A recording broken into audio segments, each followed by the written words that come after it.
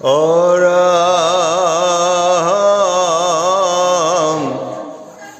কংসৰয়া দেখে সিটো ঘূৰৰো পধৰি তোমাক মাৰিবে আইল হয়ৰো পধৰি এই শীঘ্ৰে শব্দ কৰি মুখ মেলি ধাই তুমিও বধিলা তাৰ কেশলা গপাই বাম হাতে মুখত ভৰাইলা নাৰায়ণ ফাটিল বদন তাৰ কাংকৰীৰ থান হেন কৃষ্ণ তোমাক যে কোটি নমস্কাৰ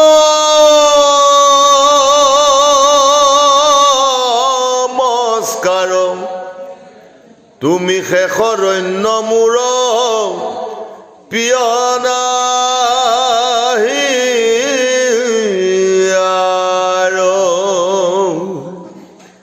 এগোটা সংশয় বৰ ভৈল মূৰ মনে তুমি পৰিচ্ছেদ নিদি দিব কোনজনে অৰামে পূৰ্বে মোক হেনয়ক হিলা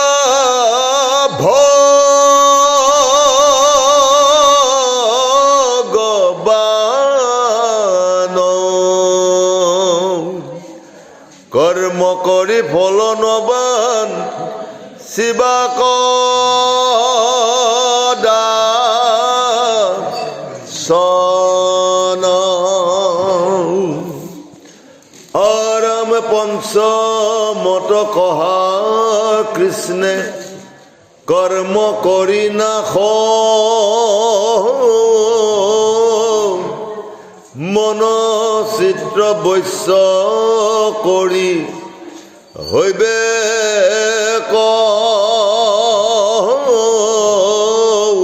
দাস আৰামে দন্তম দতন পায় বেক সুখে দুখে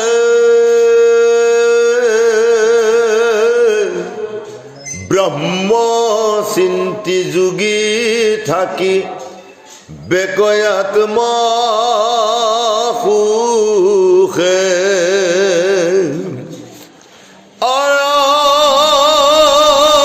আৰাম ন্যাস ত্যাগ ভেদময়ী জানিবা কচাও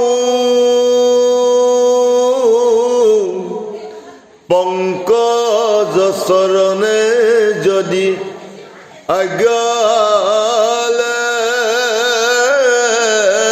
খপাও অৰামে যেবে যোগ্য হওঁ তেবে কহি কমুত মই প্ৰিয় শিশ্ৰ জেখে বকনুগত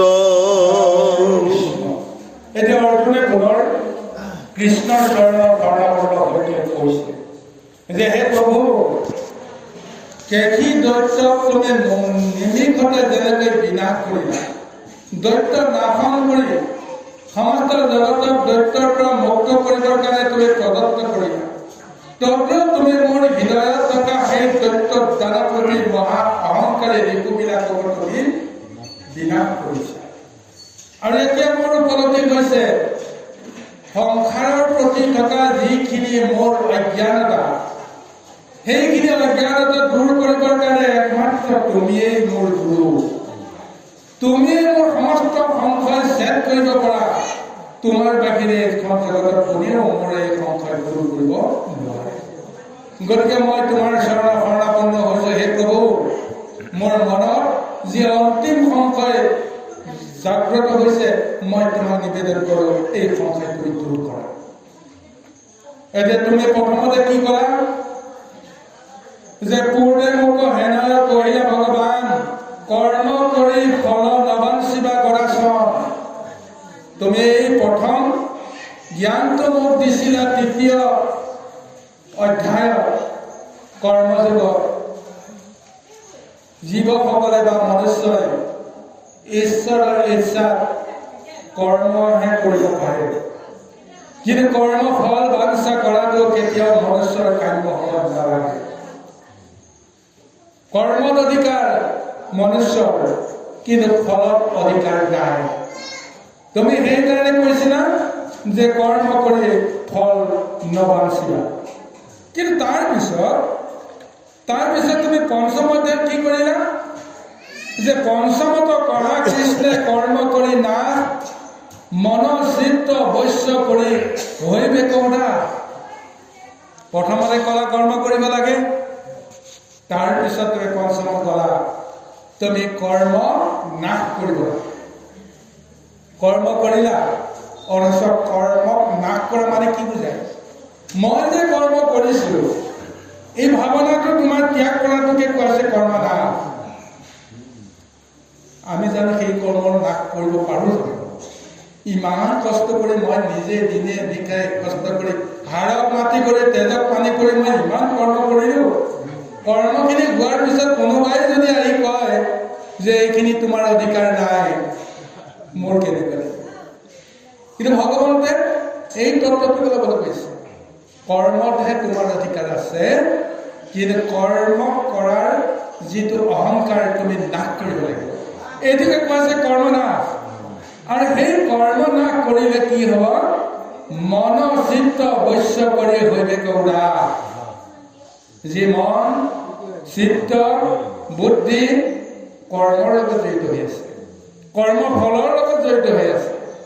যদি তুমি তোমাৰ কৰ্মটোকে নাশ কৰি পেলোৱা, অৰ্থাৎ মই কৰা কৰ্ম বুলি তুমি যদি নিজকে কেতিয়াও বোধ নকৰা, তেতিয়াহ'লে তোমাৰ চিত্ত হ'ব থিৰ, মন হ'ব শান্তি সুস্থ, আৰু ইন্দ্ৰিয় বৰ্গ হ'ব তোমাৰ বৈশ্য। ইন্দ্ৰিয় বৰ্গই কেতিয়াও তোমাক একো কৰিব নোৱাৰে। কাম, ক্ৰোধ, লোভ, মোহ, মাত, মৎসৰ্য, হিংসা, দেহ, ঈৰ্ষা, বুদ্ধি, কপটতা, এই আচৰণবিলাক তোমাৰ দেহৰ ভিতৰত থাকিলেও সেইবিলাকে নিজৰ মতে কৰ্ম কৰিব নোৱাৰে। কাৰণ কৰ্ম কৰাৰ পিছতো তুমি যদি অহংকাৰ নকৰা এইখিনি মই কৰিছো বুলি, কৰ্ম কৰাৰ পিছতো তুমি যদি আকাংক্ষা নকৰা যে মই এই কৰ্ম ফলখিনি মই পাব লাগিব বুলি, তেতিয়াহ'লে তুমি কিমান উদাস হ'বা। আৰু সেই উদাস মনেৰে কি হ'ব? দম্ভ মদত নপাইবে ক সুখে দুখে, ব্ৰহ্মচিন্তি যোগী থাকিবে ক আত্মসুখে। যেতিয়া তোমাৰ মন উদাস হ'ব, ইন্দ্ৰিয়ৰ লগত যেতিয়া সম্বন্ধ নাথাকিব, তেতিয়া তুমি কাৰোবাৰ লগত সম্বন্ধ কৰিব লাগিব। আৰু যাৰ লগত তুমি সম্বন্ধ কৰা সেইজনে হৈছে পৰম আত্মা, পৰম পুৰুষ, ব্ৰহ্ম। এই ব্ৰহ্মৰ লগত তোমাৰ সম্বন্ধ থাকিব। সম্বন্ধ থাকিলে তোমাৰ মনত যিটো অনুভৱ হ'ব, সেই অনুভৱটোকে কোৱা হৈছে সুখ, আত্মা সুখ। জীৱই এই আত্মা সুখৰ সন্ধান যেতিয়া পায়, তেওঁ সেই সুখৰ মাত্ৰেই সংসাৰৰ পৰা মুক্ত হ'ব পাৰে। জীৱনতে তেওঁ মুক্ত হ'ব পাৰে। তেওঁ সংসাৰত থাকিবও পাৰে, নাথাকিবও পাৰে। থাকিলেও তেওঁ সংসাৰত আছে বুলি তেওঁ নাভাবে। আৰু সেইজন তুলাৰ দৰে পাতল হ'ব, বতাহতকৈও তেওঁ পাতল হ'ব। যলৈকে ইচ্ছা তলৈকে তেওঁ যাওঁ বুলি ক'লে যাব পাৰিব। অৰ্থাৎ ব্ৰহ্মময় স্বৰূপটো তেওঁ পাই যাব। সেই ব্ৰহ্মময় স্বৰূপটো মনুষ্য ৰূপতে পাই আছে। কতজন পাই আছে তাৰ আমি উমান নাপাওঁ। একান্ত ভক্তসকল, যিসকল ভক্ত প্ৰভু ভগৱন্তে কাল আৰু মায়াৰ পৰা মুক্ত কৰি দিয়ে, মৃত্যুৰ পৰা তেওঁলোকক মুক্ত কৰি দিয়ে। গতিকে বৈকুণ্ঠৰ চাৰিজন যে ছজন যে ভকত ভগৱন্তে যাক স্বীকৃতি দিছে, সেইসকল ভকতক ভগৱন্তে কাল আৰু মৃত্যুৰ পৰা মুক্ত কৰাই দিছে। তেওঁলোকক অমৰ পুৰুষ বুলি ভগৱন্তে স্বীকৃতি দিছে। আৰু সেইসকলৰ যিটো ভাৱনা আজি ঠিক আজি ভাগৱতে কোৱাৰ দৰে তেওঁলোকৰ কৰ্মৰ লগত সম্বন্ধ নাই, বিষয়ৰ লগত সম্বন্ধ নাই, কিন্তু সংসাৰতে থাকি ভগৱন্তক পাব পৰা একান্ত যিটো তেওঁলোকৰ সৌভাগ্য, সেই সৌভাগ্যখনক লৈ তেওঁলোকৰ আত্মসুখত তেওঁলোকে মজি আছে। আৰু এই সুখটোকে পাবৰ কাৰণে মনুষ্যৰ পৰা ভগৱন্তে আশা কৰে। কিন্তু এই সুখটো আমি কিয় নাপাওঁ? কাৰণ আমি সংসাৰৰ মায়াত, আমি কৰ্মৰ পাশত আমি আবদ্ধ হৈ থাকিব লগা হওঁ। আজি অৰ্জুনক সেই কৰ্মপাশৰ পৰা মুক্ত কৰাই দিবৰ কাৰণে বিচাৰিছে। এইকাৰণে অন্তিম অধ্যায়ত আজি সেই আত্মজ্ঞানটো অৰ্জুনৰ মনত খেলাই দিছে। আৰু সেইকাৰণে অৰ্জুনে প্ৰশ্ন কৰিছে যে এই সংশয়টো তুমি মোক দূৰ কৰি দিয়া। কৰ্মও কৰিব দিছা, ফলো ত্যাগ কৰিব দিছা, আৰু শেষত কৰ্ম নাশ কৰিবলৈ দিছা। ইয়াৰ মাজৰ প্ৰকৃত ৰহস্যটো মই বুজিব পৰা নাই। মোৰ সংশয় তুমি দূৰ কৰি দিয়া। কৃষ্ণ কৃষ্ণ। কৃষ্ণে বোলে উত্তমপু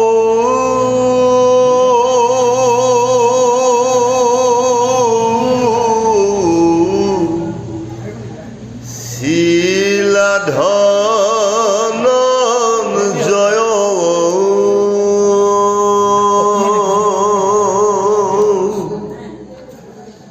তুমি মোৰ শিশ্ৰৱতী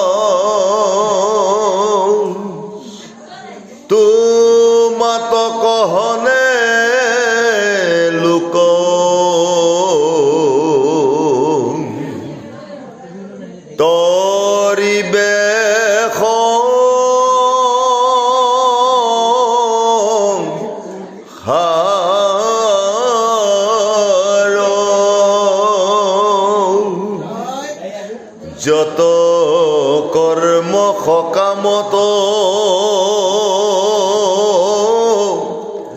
ফল কৰিয়া ফল সমেষ সেহি কৰ্মে কৰিবে কনাশ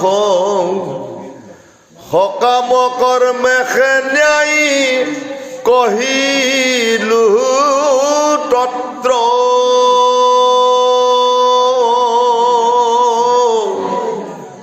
এবে শুনিওকে কহু ত্যাগ যেন মত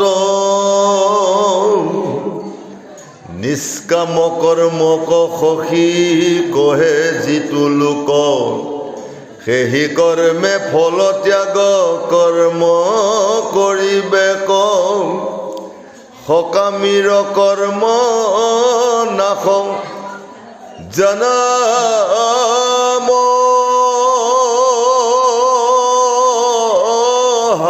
ভাগ নিষ্কামে কৰিব কৰ্ম কৰি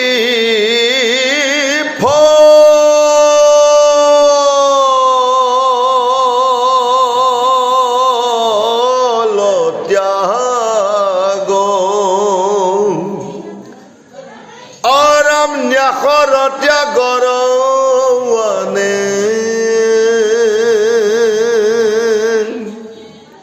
নজানয় ভেদ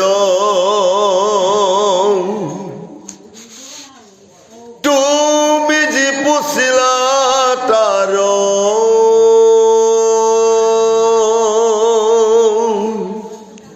এহি পৰিছেদ ফলত্যাগ কৰি কৰ্ম কৰিবে সকলে কিন্তু সাংসবাদিতাত হেন বোল